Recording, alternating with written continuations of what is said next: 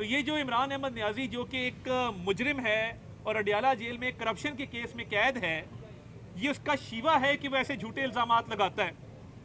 اور یہ ہتک عزت کا دعویٰ جو اب 8 سال سے چل رہا ہے اس میں خاصی پیش رفت ہے، اور عمران احمد نیازی کے پاس اپنے دفاع میں نہ کہنے کو کچھ ہے نہ کوئی ثبوت پیش کر سکے ہیں. وہ ایک ٹیررسٹ احسان اللہ احسان کا انٹرویو کرے سوشل میڈیا کے اوپر، تو یہ کسی مہذب معاشرے میں، مہذب ملک میں کسی دہشت گرد کی سپورٹ جو ہے یہ قانونی طور پر، اخلاقی طور پر جائز نہیں ہے. 2017 میں شہباز شریف صاحب پہ عمران احمد نیازی، جس کو ہم الزام خان بھی کہتے ہیں، الزام لگایا کہ شہباز شریف صاحب نے عمران احمد نیازی کو 10 ارب روپے کی پیشکش کی کہ آپ پاناما پیپرز کے کیس کو وڈرا کر لیں. فورن پالیسی ناکام، دوست ممالک سارے ناراض، ہر کسی کو کہا کہ میں تمہاری ثقافت کو، تمہاری تاریخ کو، تمہارے مذہب کو، تمہاری پارٹی کو، تمہاری سیاست کو تم سے بہتر جانتا ہوں.